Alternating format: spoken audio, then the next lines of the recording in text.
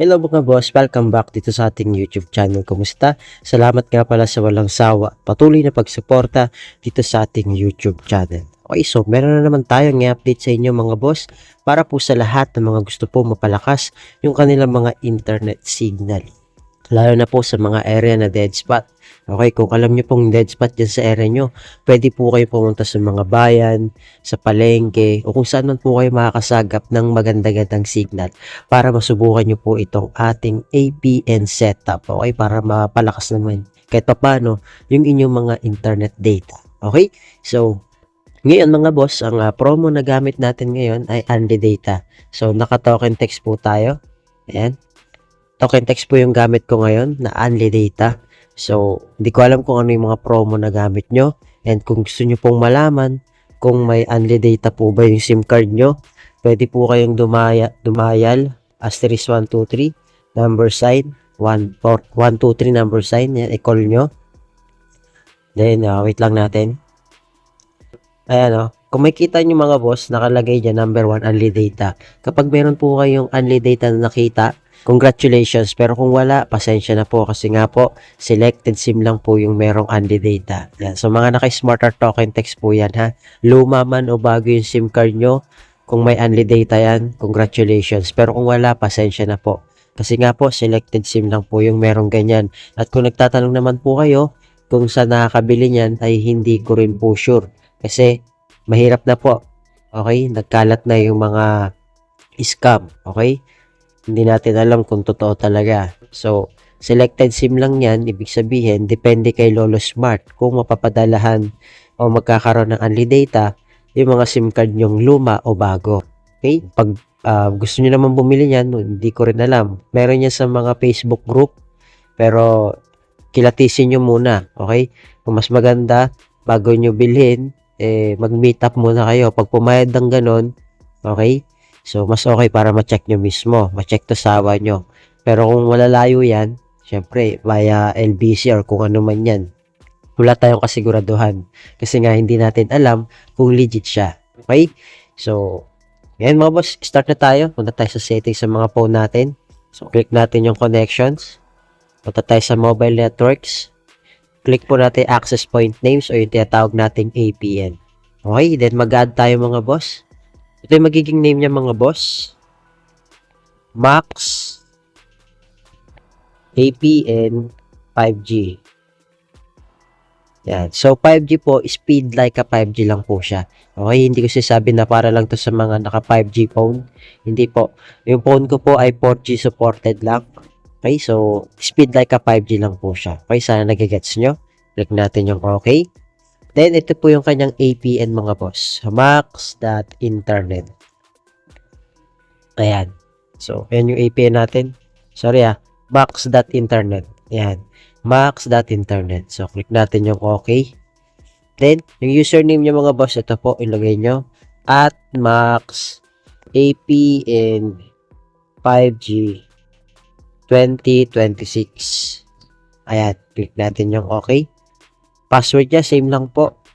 Ayan, at Max APN 5G 2026. Ayan, pa-flash ko na lang po sa screen para mas kita nyo po. Ayan, then sa server niya po, ito po, www.google.com.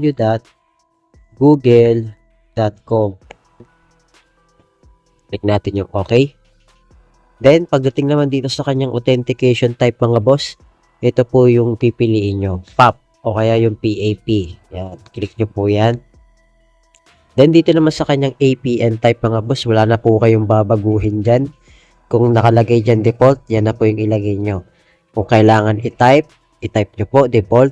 Pero kung kailangan nyo i-click, click nyo lang po default. So, wala na kayong ibang babaguhin, basta default lang po yan. So, click natin yung okay.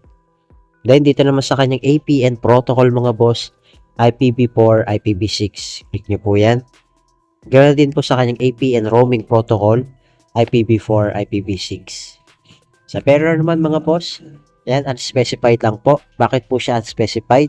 Para po yan sa mga naka 2G, 3G, 4G LTE, 5G. Okay? So, pwede po yan. Pangkalahatan na. So, halimbawa mga boss, naka LTE kayo, pwede naman LTE lang. Okay, option lang yun Pwedeng LTE lang kung naka-LTE kayo. Pwede rin naman dalawa, unspecified tsaka LTE. Okay? Pero kasi yung tutorial natin, pangkalahatan, so unspecified tayo. So, click natin yung okay. Then, isi-save na po natin siya mga boss.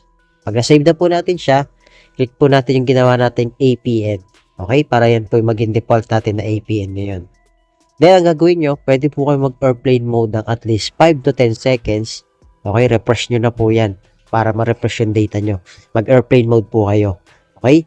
Para ma-refresh. Okay? So, halimbawa, sobrang bigat na ng data nyo, kanina pa naka-on, bumabagal. Pwede kayo mag-airplane mode at least 5 to 10 seconds para ma-refresh pa siya. Okay? So, halimbawa, parang sa phone natin, maghapon siyang gumagana. Okay? So, kapag medyo naghahang na, ibig sabihin, medyo napupuno siya. Okay? Or parang na-overuse. So, gagawin mo, pwede mong i-restart yung phone mo. Okay? Para umano lang ulit siya, gumanda ulit yung performance ng inyong phone. Parang ganun lang siya. Kumbaga sa tao, overwork o medyo pagod na, so kailangan magpahinga ng konti. Okay? Speed test tayo mga boss. Yan, start natin. Then, tinan nyo yung ping ko.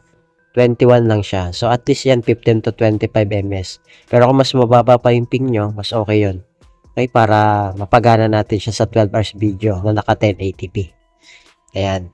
So, yung download nyo, kung kaya nyo ng 15 pataas, okay, pati yung upload nyo, kung kaya ng 5 to 10 pataas, okay na rin yan, para makapag-play lang siya ng 12 hours video na naka 1080p. So, itatry natin yan mga boss, okay? So, partida na yan mga boss Ang pinitingnan ko lang kasi dyan, yung ping ko kailangan mababa.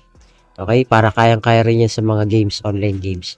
Yan, yung download nyo, kung mataas pa dito sa akin, pati upload nyo, mas mataas pa dito kaysa sa akin, mas okay yan mga boss. Kasi makakapag-play kayo ng 12 hours video na naka 1080p. So, itatry natin kagad siya sa YouTube. Okay? Para mag-gets nyo po. Hinaan ko lang mga boss, Yan.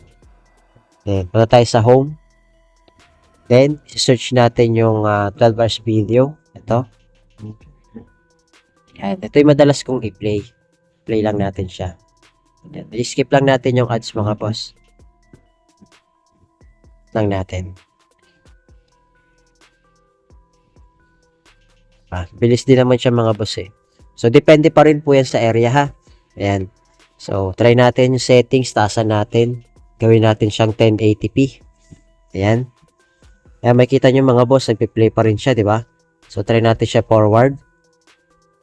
Ayan, kung makikita nyo naman, nagpi-play pa rin siya. So, depende pa rin po yan sa mga area mga boss, Dahil, hindi naman tayo pare-pareho ng internet signal. Okay? So, I hope na gumana po sa inyo tong video tutorial natin. Mag-feedback po kayo kung working po sa inyo. Ako, kung kaya pang taasan, mga boss. Ayan, may settings naman yan. Basta sa akin, 1080p. Pero kung kaya nyo pang taasan, halimbawa, makaya ng 1440p o to 160p, mas okay. Kasi, alam ko na mas malakas pa yung mga internet signal nyo kaysa sa akin. Okay? Kasi di naman tayo pare-pareho. So, feedback na lang kayo mga boss kung gumana sa inyo, kung working po. Pa-feedback kung anong location nyo para alam ko po kung hanggang saan maabot itong video natin. Okay, kung saan lupalop na itong Pilipinas. Okay, kung umaabot man to international pa, mas okay, di ba? So, yun lang mga boss. Maraming salamat. I hope na gumana po sa inyo to. Mag-feedback po kayo kung working o hindi. So, yun lang. Thank you. God bless. See you on my next video.